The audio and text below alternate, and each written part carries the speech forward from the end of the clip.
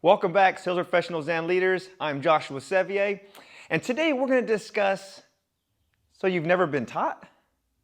So let's get to work. All right, now in the workplace, I've heard many people say, well, I've never been taught how to do it, or I've never been trained, so it's not my fault.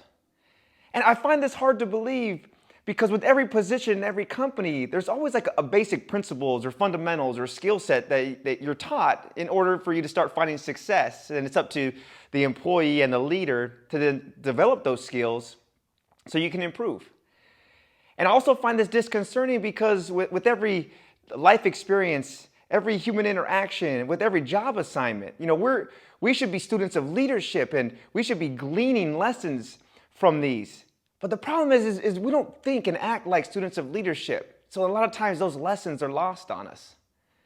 Now, of course, there's some skill sets and there's some systems that we have to have a hands-on training program that might take weeks or months with another person. But for sales and leadership, that's really not the case here. Now, Mark Cuban, he tells us, he says it's not about money or connections.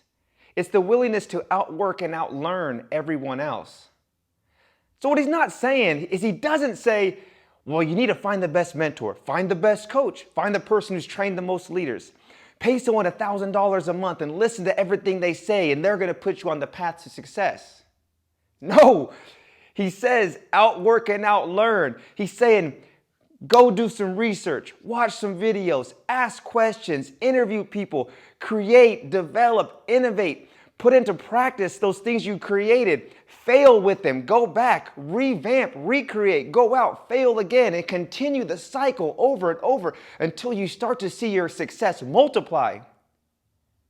That's what he's saying to me. He's saying it to you, to us as individuals. So I want to give you 4 truths about being taught and learning, all right? So the first one is, really we can learn and teach ourselves anything with YouTube, books, audiobooks, podcasts, and social media.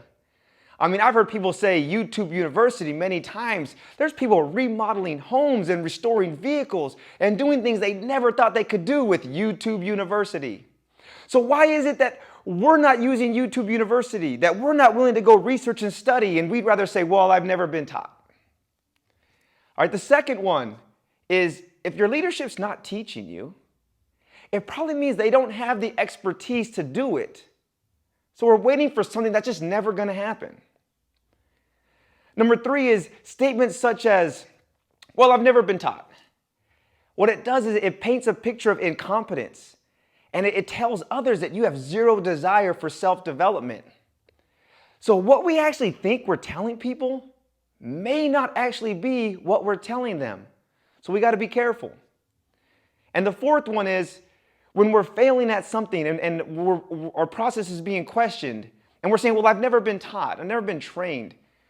Essentially, what we're telling our leaders, it's not my fault, it's your fault.